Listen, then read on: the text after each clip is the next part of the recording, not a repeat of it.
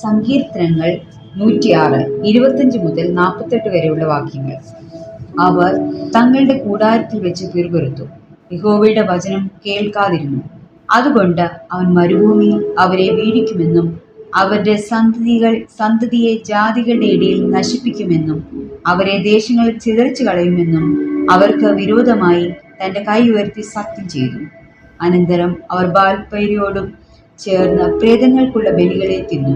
ഇങ്ങനെ അവർ തങ്ങളുടെ ക്രിയകളാൽ അവനെ കോപിപ്പിച്ചു. പെട്ടെന്നൊരു ബാധ അവർക്ക് തട്ടി. അവർ ഫിനെഹാസ് എഴുന്നേറ്റ് ശിക്ഷ നടത്തി ബാധ നിർത്തലാക്കുകയും ചെയ്തു. അതെന്നേക്കും തലമുറയായി അവരെ നീതിയായി എണ്ണിയിരിക്കുന്നു. മെരീബ വെള്ളത്തിങ്കിലും അവർ അവരെ കോപിപ്പിച്ചു. അവരെ നിമിത്തം മോശയ്ക്കും ദോഷം ഭവിച്ചു.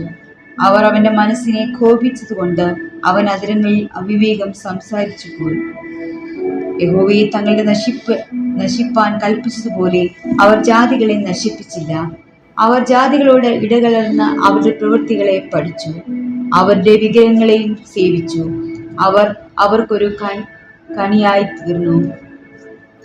തങ്ങളുടെ പുത്രന്മാരെയും പുത്രിമാരെയും അവർ ഭൂതങ്ങൾക്ക് ബലി കഴിച്ചു. അവർ കുറ്റമില്ലാത്ത രക്തം പുത്രിപുത്രന്മാരുടെ രക്തം തന്നെ ചൊരിഞ്ഞു. അവർ കന്യാവിഗ്രഹങ്ങൾക്ക് ബലി കഴിച്ചു. ദേശം രക്തപാതകം കൊണ്ട് അശുദ്ധമായി തീർന്നു. ഇങ്ങനെ അവർ തങ്ങളുടെ ക്രിയകളാൽ മലിനപ്പെട്ടു, തങ്ങളുടെ കർമ്മങ്ങളാൽ പരസംഗം ചെയ്തു. അതുകൊണ്ട് യഹോവയുടെ കോപം തന്റെ ജനത്തിന്റെ നേരെ ചൊരിച്ചു. അവൻ തന്റെ അവകാശത്തെ വെറുത്തു. അവൻ അവരെ ജാതികളുടെ കയ്യിൽ ഏൽപ്പിച്ചു.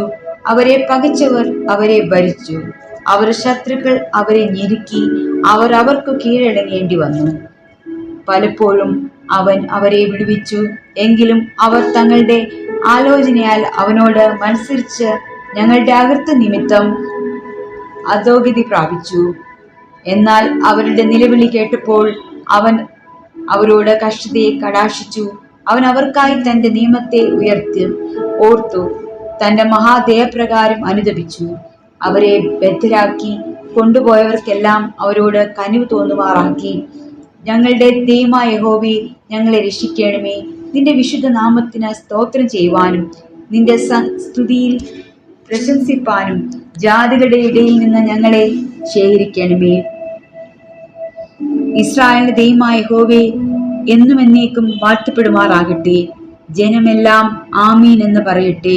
യഹോവയെ സ്തുതിപ്പിൻ.